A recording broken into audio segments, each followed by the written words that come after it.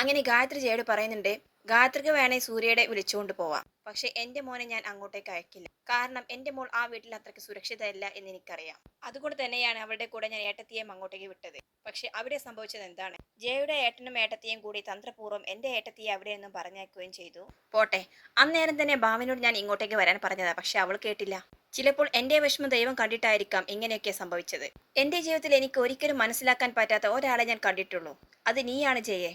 ഇത് കേൾക്കുമ്പോൾ ജയ ഒന്ന് ഷോക്കാവുന്നുണ്ട്, പക്ഷെ അവൾ ഒന്നും മിണ്ടുന്നില്ല കേട്ടോ. വീണ്ടും ഗായത്രി പറയുന്നുണ്ട്, ഭാവനയെ സൂര്യയെ കല്യാണം കഴിക്കാതിരിക്കാൻ വേണ്ടി നീ ചെയ്തതൊന്നും ഞാൻ എടുത്തു പറയേണ്ടതില്ലല്ലോ. എപ്പോഴും എപ്പോഴും ഇതൊക്കെ പറയാൻ എനിക്ക് തന്നെ നാണക്കേടാണ്. എന്നിട്ടും അതെല്ലാം മറന്ന് നിന്നോടൊപ്പം സഹകരിച്ചവരാണ് ഈ വീട്ടിലുള്ള എല്ലാവരും. പക്ഷെ ഇപ്പോഴും നിനക്കൊരു മാറ്റം വന്നിട്ടില്ല. എന്തിനാ നീ നന്നായിട്ടൊന്ന് ചിരിക്കുന്നത് കാണുമ്പോൾ തന്നെ എനിക്ക് പേടിയാണ് ജയെ. അത്രയ്ക്ക് വിചിത്രമായിട്ട് ചിന്തിക്കുന്നയാളാണ് നീ. ഇതേ സമയം ജയയുടെ മുഖഭാവം മാറി മറിയാൻ ഗായത്രിയുടെ മുഖത്തേക്ക് നോക്കുമ്പോൾ അവൾ വളരെ സങ്കടമുള്ളത് പോലെ അഭിനയിക്കുകയാണ്. തിരിഞ്ഞു നിൽക്കുമ്പോഴാകട്ടെ ഇതൊക്കെ പുച്ഛിച്ച് തള്ളുന്നത് പോലെയുള്ള ഒരു നൃത്തവും. വീണ്ടും ഗായത്രി പറയുന്നുണ്ട്, മക്കളുടെ സന്തോഷം മാത്രം ആഗ്രഹിക്കുന്ന ഏതൊരു അമ്മയും ചിന്തിക്കാത്ത കാര്യങ്ങളാണ് നീ ചിന്തിക്കുന്നതും പ്രവർത്തിക്കുന്നതും. അല്ലെങ്കിൽ തന്നെ ഞാനിപ്പോ ഇത് ആരോടാ പറയുന്നത്? എന്നിട്ട് ജയയുടെ മുന്നിൽ ചെന്ന് നിന്ന് ഗായത്രി പറയുന്നുണ്ട്, ജയയുടെ മോനെ ഞാനോ ഭാവനയോ പിടിച്ചു വെച്ചിട്ടില്ല. മക്കൾക്കും മരുമക്കൾക്കും എന്നും ഒരേ സ്ഥാനമുള്ള വീടാണിത്. വാടക വീടാണെങ്കിലും ബന്ധങ്ങൾക്ക് ഇവിടെ ആരും വിലയിടാറില്ല. അതേ സ്ഥാനം തന്നെയാണ് ജയക്കും ഞങ്ങൾ ഇവിടെ തന്നിരിക്കുന്നത്. മകളുടെ ഭർത്താവിന്റെ അമ്മ അത് നമുക്ക് അന്യയല്ലല്ലോ. അതുകൊണ്ട് യാചന വേണ്ട. സ്വന്തം അമ്മയ്ക്ക് മകനെ എപ്പോ വേണമെങ്കിലും കൊണ്ടുപോകാം. എല്ലാം കേട്ടതിനു ശേഷം ജയ ഒന്നും പറയാതെ അകത്തേക്ക് പോവാൻ ട്ടോ. എന്നിട്ട് സൂര്യയെ വിളിച്ചിട്ട് പറയുന്നുണ്ട്, മോനെ നീ എന്താ മോനെ ഇങ്ങനെ? അച്ഛൻ എന്തെങ്കിലും പറഞ്ഞു എന്ന് വിചാരിച്ച് നീ വീട്ടിൽ നിന്നും ഇറങ്ങിപ്പോന്നത് ശരിയാണോ? അപ്പോൾ സൂര്യ പറയുന്നുണ്ട്, അച്ഛൻ പറയുന്നത് ഞാൻ എന്നും അനുസരിച്ചിട്ടല്ലേ ഉള്ളൂ. ഇതും അങ്ങനെ തന്നെയാണ്. അച്ഛന്റെ മനസ്സിൽ ഞങ്ങളോട് അത്രയ്ക്കും ദേഷ്യമുണ്ടായിട്ടല്ലേ ഞങ്ങളോട് ഇറങ്ങിപ്പോകാൻ പറഞ്ഞത്. ഇത് കേൾക്കുന്ന ജയ പറയാണ്, എന്താടാ നീ ഇങ്ങനെ? നിനക്ക് അച്ഛനെ ഒട്ടും അറിയാത്ത രീതിയിലാണല്ലോ നിന്റെ സംസാരം. നിങ്ങൾ ഇറങ്ങിപ്പോയതിൽ അച്ഛൻ എത്രമാത്രം വിഷമിക്കുന്നുണ്ടെന്ന് നിനക്കറിയാമോ? രാത്രിയെങ്കിലും നിങ്ങൾ മടങ്ങി വരുമെന്ന് അച്ഛൻ വിചാരിച്ചു. എന്നിട്ടും വരാത്തത് കൊണ്ടാണ് ഞാൻ രാവിലെ ഇങ്ങ് പോന്നത് എന്ന് പറയട്ടെ ജയ. അപ്പോഴേക്കും അവിടെ മായയും സേതുവും ഭാനും എല്ലാവരും എത്തുന്നുണ്ട് കേട്ടോ. സൂര്യ ചോദിക്കുന്നത്, എന്തിനാ അമ്മ ഇങ്ങോട്ടേക്ക് വന്നത്? ഞാൻ എന്തായാലും തിരിച്ച് അങ്ങോട്ടേക്ക് ഇല്ല എന്ന് തീരുമാനിച്ചു നിൽക്കുകയാണ്.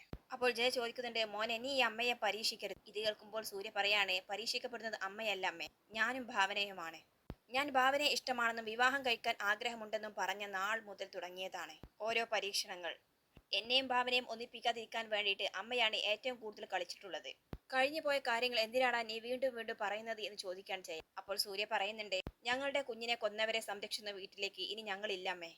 അമ്മ ചെല്ല് എന്ന് പറഞ്ഞ് സൂര്യ തിരിഞ്ഞു നിൽക്കുകയാണ്. അപ്പോൾ ജയാട്ടെ, ഇല്ല നിന്നെ കൊണ്ടുപോകാതെ ഞാൻ ഇവിടെ ഒന്നും പോകില്ല എന്ന് പറഞ്ഞ് സോഫയിൽ കയറി ഇരിക്കുകയാണ് കേട്ടോ. അപ്പോൾ സൂര്യ ചോദിക്കുന്നത്, അപ്പൊ അവിടെയും അമ്മയ്ക്ക് ഞാൻ മാത്രം മതി, ഭാവനയെ വേണ്ടല്ലേ? ഇത് കേൾക്കുന്ന സേതു പറയാണ്, ഭാവനയ്ക്ക് പകരം അവിടെ മാനസയുണ്ടല്ലോ സൂര്യ. അപ്പോൾ ജയ തിരിഞ്ഞിട്ട് സേതുവിന്റെ മുഖത്തേക്ക് നോക്കുന്നുണ്ട്. സേതു പറയാണ്, ആന്റി ഇങ്ങനെ നോക്കുമെന്ന് വേണ്ട, ഞങ്ങളും ചോറ് തന്നെയാണ് തിന്നുന്നത്. ഇതെല്ലാം കേൾക്കുന്ന ഭാവന പറഞ്ഞ, സേതു ഏട്ടാ വേണ്ട, മിണ്ടാതിരിക്കേ. അവസാനം ജയ എല്ലാവരെയും ഒന്ന് നോക്കുന്നുണ്ട് കേട്ടോ. എന്നിട്ട് അവരെയൊന്നും എഴുന്നേറ്റ് പറയുന്നുണ്ട്, സൂര്യ ഞാൻ ഇവിടെ തർക്കിക്കാനോ പറഞ്ഞ് ജയിക്കാനോ വേണ്ടി വന്നതല്ല. നിനക്ക് നിന്റെ അച്ഛനെ നഷ്ടപ്പെടുത്തരുത്. അതുകൊണ്ട് നീ വീട്ടിലേക്ക് വരണം. ഇത് കേൾക്കുന്ന സൂര്യ പറയുന്നുണ്ട്, അച്ഛൻ തന്നെയല്ലേ ഞങ്ങളെ അവരിൽ നിന്ന് ഇറക്കി വിട്ടത്, അതുകൊണ്ട് അച്ഛൻ തന്നെ ഞങ്ങൾ തിരികെ വിളിക്കട്ടെ, അപ്പോൾ ഞങ്ങൾ ആലോചിക്കാം. ഓഹോ, അപ്പോൾ നീ ഈ അമ്മയ്ക്ക് വില തരില്ല അല്ലേ എന്ന് ചോദിക്കേണ്ട ജയ. സാധാരണ മക്കൾ മാറി നിൽക്കുന്നത് പോലെയല്ല അവർ അച്ഛനമ്മമാരോട് പിണങ്ങി മാറി നിൽക്കുന്നത്. അത് മാതാപിതാക്കൾക്ക് അതിന്റെ വില അറിയുകയുള്ളൂ. അങ്ങനെയുള്ള ആ വേദന മനസ്സിലാകണമെങ്കിൽ നിങ്ങളും ആ സ്ഥാനത്ത് എത്തണം എന്ന് ജയ പറയാണ്. ജയയുടെ വായിൽ നിന്നും ഇങ്ങനെ കേൾക്കുമ്പോൾ ഗായത്രിക്കും സേതുവിനും മായക്കുമൊക്കെ പുച്ഛത്തോടെ ചിരി വരികയാണ്. അപ്പോൾ സൂര്യ ചോദിക്കുന്നുണ്ട്, ആര് പറഞ്ഞു ഞങ്ങൾ ആ സ്ഥാനത്ത് എത്തിയിട്ടില്ല എന്ന്? ഞങ്ങളുടെ കുഞ്ഞിനെ കൊന്നതല്ലേ? അമ്മയ്ക്ക് ഒരു രാത്രി ഞാൻ മാറി നിന്നപ്പോൾ സഹിക്കുന്നില്ല അല്ലേ? അപ്പോൾ പിന്നെ ഒരു നോക്ക് കാണാനാവാതെ ഞങ്ങളുടെ കുഞ്ഞിനെ നഷ്ടപ്പെട്ട് ഓർത്ത് ഞങ്ങൾ എന്തുമാത്രം വിഷമിക്കുന്നുണ്ടാവും. എന്നിട്ട് ഭാവനയെ പിടിച്ചുകൊണ്ട് സൂര്യ പറയുന്നത്, ഈ നിൽക്കുന്നതും ഒരു അമ്മയാണമ്മേ. അമ്മയുടെ കാപാലികനായ ഏട്ടന്റെ കൈകൊണ്ട് കൊല ചെയ്യപ്പെട്ട ഒരു കുഞ്ഞിന്റെ അമ്മ. എന്നിട്ട് അമ്മ ഇപ്പോഴും അവരെ ആ വീട്ടിൽ താമസിപ്പിക്കുന്നില്ല. അതാണ് ഞങ്ങൾക്ക് മനസ്സിലാകാത്തത്. ഇത് കേട്ട് ജയ ആകെ ഷോക്കാവുന്നുണ്ട് കേട്ടോ. ഗായത്രിയും സേതുവും മായമൊക്കെ കരയാണ് കേട്ടോ സൂര്യയുടെ ഈ വാക്കുകൾ കേട്ടിട്ട്. അപ്പോൾ ഭാവന പറയുന്നത്, അതിനുള്ള മറുപടി ആന്റിക്ക് ഒന്നേ പറയാനുള്ളൂ, മാനസ.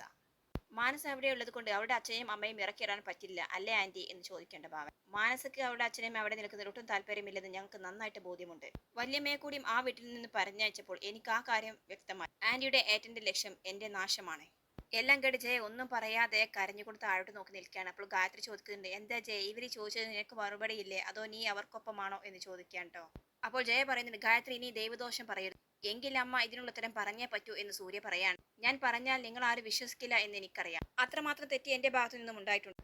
പക്ഷെ ഞാൻ ഇപ്പോഴും അവരെ സഹിക്കുന്നതിനുള്ള കാരണം എന്താണെന്ന് എനിക്കിപ്പോൾ നിങ്ങളോട് പറയാൻ പറ്റില്ല. പക്ഷെ ഒരു ഉറപ്പ് ഞാൻ പറയാം, അതൊരിക്കലും ഭാവനയെ ദ്രോഹിക്കാൻ വേണ്ടിയല്ല. ഒരു ദിവസം ഞാൻ എല്ലാ കാര്യങ്ങളും സൂര്യയോട് ഭാവനയോട് ദേവേട്ടനോട് തുറന്നു പറയും. പക്ഷെ അതിനിപ്പോൾ സമയമായിട്ടില്ല. അതിനു മുൻപ് എനിക്ക് ചില കാര്യങ്ങൾ ചെയ്തു തീർക്കാനുണ്ട്. ഇപ്പോൾ സൂര്യ എന്റെ കൂടെ വരണം എന്ന് തന്നെ നിർബന്ധം പിടിക്കേണ്ട ജയ. സൂര്യയാട്ടെ ഒട്ടും പിറകോട്ടില്ലട്ടോ. പക്ഷെ ഭാവന ഇതിനിടയിൽപ്പെട്ട് ആകെ ഇടങ്ങേറായി നിൽക്കുകയാണ്. അവസാനം ജയ ഭാവനയുടെ കൈ പിടിച്ച് മോളിങ് വാ എന്ന് പറഞ്ഞ് അകത്തേക്ക് റൂമിലേക്ക് കൊണ്ടുപോകാൻ കേട്ടോ. എന്നിട്ട് ഡോർ അടയ്ക്കുകയാണ്. ശേഷം ഭാവന്റെ കൈ പിടിച്ചിട്ട് പറയുന്നുണ്ട്, മോളെ ഞാൻ ഇപ്പോൾ സർവ്വതും നഷ്ടപ്പെട്ട് നിൽക്കുകയാണ്. എനിക്ക് എന്റെ കുടുംബത്തെ തിരിച്ചു വേണം. അതിന് എന്നെ സഹായിക്കാൻ നിനക്ക് മാത്രമേ സാധിക്കുകയുള്ളൂ. അല്ലെങ്കിൽ ഞാൻ ഹൃദയം പൊട്ടി മരിക്കും എന്ന് പറഞ്ഞ് ജയ ഭാവനയുടെ കാലിൽ വീഴാൻ ട്ടോ. ആന്റി എന്താ ഈ കാണിക്കുന്നത് എന്ന് പറഞ്ഞ് ഭാവന പിറകോട്ട് നിൽക്കുന്നുണ്ട്. അപ്പോൾ ജയ കൈ കൂപ്പിക്കൊണ്ട് ഭാവനയോട് പറയാണ്, എന്റെ മോനെ അവന്റെ അച്ഛനിൽ നിന്നും അകറ്റരുത് മോളെ. ആന്റി എന്താ ഇതൊക്കെ, എഴുന്നേൽക്ക് എന്ന് പറയണ്ട ഭാവന. അങ്ങനെ ജയയുടെ കൈ പിടിച്ച് അവളെ എഴുന്നേൽപ്പിച്ച് നിർത്തുകയാണ്. ആന്റി ഇത്രമാത്രം സങ്കടപ്പെടാൻ ഇവിടെ ഒന്നും ഉണ്ടായിട്ടില്ല. ആര് എന്ത് പറഞ്ഞാലും അങ്കിളിനെയും സൂര്യയും തമ്മിൽ പിരിക്കാൻ ഒരിക്കലും കഴിയില്ല. അവർക്കിങ്ങനെ അകന്ന് നിൽക്കാനും പറ്റില്ല. അത് മറ്റാരെക്കാളും എനിക്കും ആന്റിക്കും നന്നായിട്ട് അറിയാവുന്നതല്ലേ. അപ്പോൾ ജയ കണ്ണു തുറച്ചുകൊണ്ട് പറയുന്നുണ്ട്, നമ്മുടെ ആ ധാരണയൊക്കെ ഇപ്പോൾ മാറുമെന്ന് ഞാൻ ഭയപ്പെടുന്നു മോളെ. അങ്ങനെയുള്ള സംഭവങ്ങളാണ് ഇപ്പോൾ ആ വീട്ടിൽ നടന്നുകൊണ്ടിരിക്കുന്നത്. അപ്പോൾ ഭാവന പറയുന്നത്, സത്യം പറഞ്ഞാൽ എന്താണ് അവിടെ നടക്കുന്നതെന്ന് എനിക്കറിയില്ല. ആരും പ്രതീക്ഷിക്കാതെയുള്ള സ്വഭാവ മാറ്റമാണ് അങ്കിളുടെ ഭാഗത്തു നിന്നും ഉണ്ടായിരിക്കുന്നത്. അപ്പോൾ ജയ പറയുന്നത്, അത് തന്നെയാണ് എന്റെ പേടി മോളെ. പതിവില്ലാത്ത സ്വഭാവ മാറ്റവും പതിവില്ലാത്ത ദുശീലങ്ങളും എല്ലാം ദേവേട്ടനെ ഞാൻ കണ്ടു. എനിക്കറിയാം ദേവേട്ടൻ മദ്യപിക്കണമെങ്കിൽ അത്രമാത്രം ആ മനസ്സ് വേദനിച്ചിട്ടുണ്ട്. ആദ്യമായിട്ടാണ് ദേവേട്ടൻ സൂര്യയോട് ഇങ്ങനെ പെരുമാറുന്നത്. സത്യം പറഞ്ഞാൽ നേരം പുലരുവോളം ഞാൻ ഉറങ്ങിയിട്ടില്ല. ഇങ്ങനെയൊക്കെ പറഞ്ഞ് ജയ കരയാണ് ട്ടോ.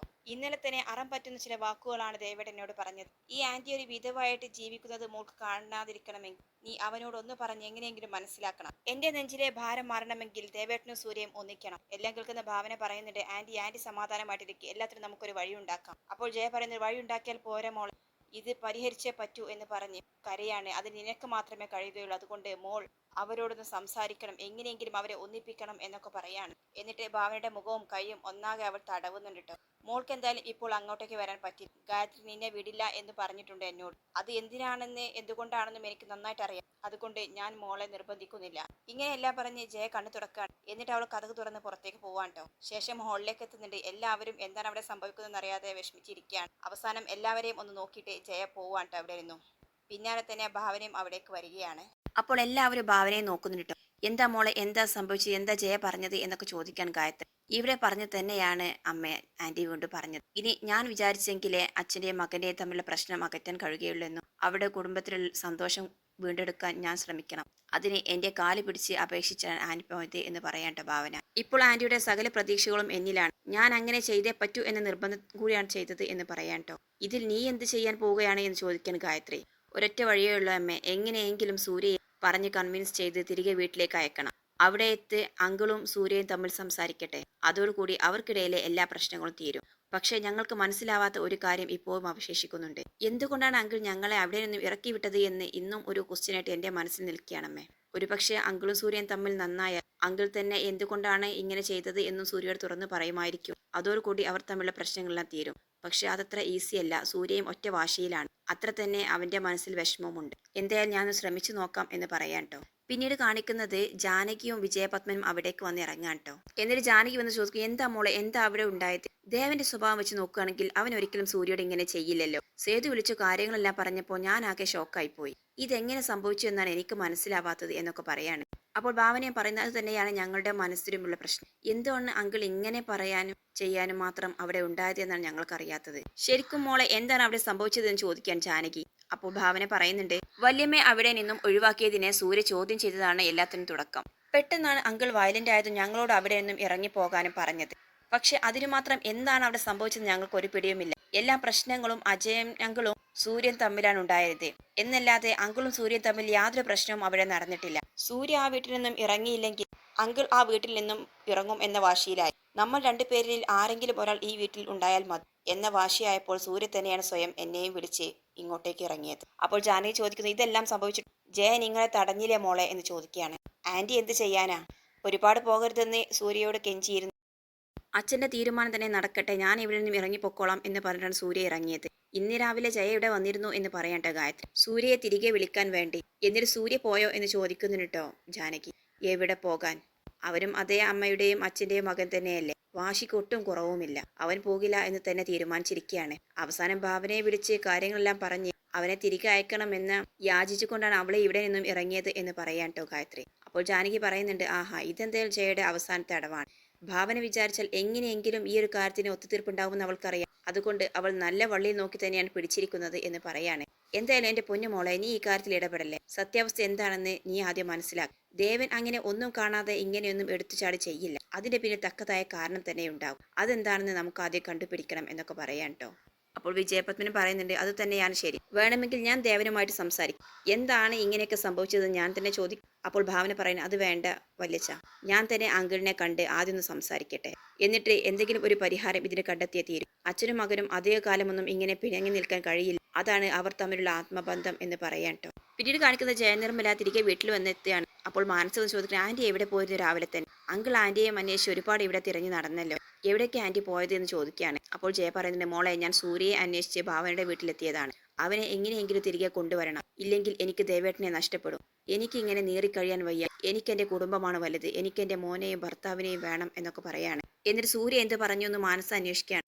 അവൻ എന്ത് പറയാൻ മോളെ? അവൻ ഒരേ ഒരു വാശിയിലാണ്. തിരികെ ഇനി ഈ വീട്ടിലേക്കില്ല എന്ന നിർബന്ധത്തിലാണ്. അല്ലെങ്കിൽ അവനെ ദേവേട്ടൻ തന്നെ തിരികെ വിളിക്കണം. ദേവേട്ടൻ അവനെ ഇറക്കി വിട്ടതിൽ അത്രക്കും വിഷമമുണ്ട് അവന്. ഭാവന ഒന്നും പറഞ്ഞില്ലേ ആന്റി എന്ന് ചോദിക്കുന്നുണ്ട് മാനസ. ഭാവനയും എൻ്റെ ഒരു അവസ്ഥയിൽ തന്നെയായിരുന്നു. അവൾക്കും ഒന്നിനും ഉത്തരം കണ്ടെത്താനായിട്ടില്ല. പക്ഷെ അവളുടെ സ്വഭാവം അനുസരിച്ച് നോക്കുകയാണെങ്കിൽ എന്തെങ്കിലും ഒരു മാർഗം അവൾ ഇതിന് കണ്ടുപിടിച്ചിരിക്കും. ആ കാര്യത്തിൽ എനിക്ക് ഉറപ്പുണ്ട്. ഞാൻ സൂര്യയുടെ കാലി പിടിക്കുന്നത് പോലെ പറഞ്ഞു നോക്കിയതാണ്. പക്ഷെ അവൻ എൻ്റെ വാക്കിന് ഒരു വിലയും കണ്ടില്ല. ഈ വീട്ടിൽ എന്ത് സംഭവിച്ചാലും അവനൊരു പ്രശ്നവുമില്ല. ഇനി അവൻ തിരികെ ഇങ്ങോട്ടേക്കില്ല എന്നുള്ള വാശിയിൽ തന്നെയാണ് അവൻ്റെ നിൽപ്പ്. ഇതിനിടയിൽ ഞാൻ എന്ത് ചെയ്യാനാണ്? ദേവേട്ടൻ ഇന്നലെയാണെങ്കിൽ ആകെ കുടിച്ച് ബോധം നശിക്കാൻ തന്നെ തീരുമാനിച്ച് നടക്കുകയാണ്. ഈ ഒരു അവസ്ഥയിൽ ഞാൻ എങ്ങനെ ഈ വീട്ടിൽ കഴിയും? ഇങ്ങനെയൊക്കെ പറഞ്ഞ് ജയ കരയാൻ. എല്ലാം കാണുന്ന മാനസക്കും നല്ല വിഷമമുണ്ട്. അവൾ അവളുടെ അച്ഛനും അമ്മയെ നേരെ ചൂണ്ടിക്കാട്ടിയിട്ട് പറയുന്നുണ്ട്, എല്ലാത്തിനും കാരണക്കാരായ രണ്ടുപേരല്ലേ ആ നിൽക്കുന്നത്. ആദ്യം ആന്റി അവരുടെ കാര്യത്തിൽ ഒരു തീരുമാനമെടുക്കും. അപ്പോൾ ജയ പറയുന്നുണ്ട്, അതെ, ഞാനും എല്ലാം തീരുമാനിച്ച് തന്നെയാണ് ഇങ്ങോട്ടേക്ക് കയറി വന്നത്. ഇവരുള്ള വീട്ടിലേക്ക് ഇനി സൂര്യ കാല് കുത്തില്ല എന്നാണ് പറഞ്ഞത്. എന്തുകൊണ്ടാണ് ഞാൻ ഇവരെ തിരികെ വീട്ടിലേക്ക് അയറ്റി സംരക്ഷിക്കുന്നത് എന്നാണ് അവരുടെ ചോദ്യം. അവരുടെ ആ ചോദ്യത്തിന് മുമ്പിൽ എനിക്കൊരു ഉത്തരം കൊടുക്കാനാവാതെ ഞാൻ പതറിപ്പോ. പക്ഷെ എന്നായാലും അത് അവരും അറിയും. ആ കാര്യത്തിൽ എനിക്കുറപ്പ്. അതുകൊണ്ട് ഏട്ടന്റെ സഹായം എനിക്കിതിൽ ആവശ്യമുണ്ട് എന്ന് പറയാൻ കേട്ടോ. അപ്പോൾ അജയൻ ചോദിക്കുന്നുണ്ട്, അവർ മോനും അച്ഛനും തമ്മിലുള്ള പ്രശ്നത്തിൽ ഞാൻ എന്ത് ചെയ്യാനാ ജയ? എനിക്കിതിലെന്ത് ചെയ്യാനാകും എന്ന് പറയാൻ. അപ്പോൾ ജയ കരഞ്ഞുകൊണ്ട് പറയുന്നുണ്ട്, ഏട്ടാ, എന്റെ മോന്റെ നല്ല ഭാവിക്ക് വേണ്ടി ഞാൻ ഏട്ടന്റെ സഹായം ആവശ്യപ്പെട്ടിട്ടുണ്ട്. അതൊക്കെ ശരി തന്നെയാണ്. പക്ഷേ അതിന്റെ പേരിൽ ഇനി എന്റെ കുടുംബത്തിന്റെ സമാധാനം നശിപ്പിക്കാൻ നോക്കരുത്. എന്താ ചെയ്യാൻ നീ ഇങ്ങനെയൊക്കെ സംസാരിക്കുന്നത്? ഞാൻ എങ്ങനെ എന്റെ കുടുംബത്തിന്റെ സമാധാനം നശിപ്പിച്ചു എന്ന് ചോദിക്കുകയാണ് അജയൻ. എല്ലാം അറിഞ്ഞിട്ടും ഒന്നും അറിയാത്തതുപോലെ ഏട്ടൻ കളിക്കരുത്. ഞാൻ പണ്ട് ഏട്ടനെ വിളിച്ച ആ വോയിസ് ക്ലിപ്പും ഫോൺ കോളും എല്ലാം വെച്ചിട്ടാണ് ഏട്ടൻ എന്നെ ഭീഷണിപ്പെടുത്തി ഇവർ തിരികെ കയറിയത്. അതോടുകൂടി ഈ കുടുംബത്തിലെ താളം വീണ്ടും തെറ്റി. ഇനി എനിക്ക് ഒന്നേ പറയാനുള്ളൂ, ഏട്ടൻ ദയവ് ചെയ്ത് ഈ വീട്ടിൽ നിന്നും പോകണം. എനിക്ക് എൻ്റെ ഭർത്താവും മോൻ്റെയും ജീവിതമാണ് വലുത്. അവരെന്നും എന്നോടൊപ്പം വേണം. അതിനുവേണ്ടി എന്ത് ഒഴിവാക്കാനും ഞാൻ തയ്യാറായി നിൽക്കുന്ന അവസ്ഥയിലാണ്. അതുകൊണ്ട് ഏട്ടൻ ഈ വീട്ടിൽ നിന്ന് പോകണം എന്ന് തന്നെ ജയ വാശി പിടിച്ച് പൊട്ടിക്കരഞ്ഞുകൊണ്ട് പറയാൻ കേട്ടോ. ഇതെല്ലാം കേൾക്കുന്ന അജയനും പ്രസീതയും മുഖത്തോട് മുഖം നോക്കുകയാണ്.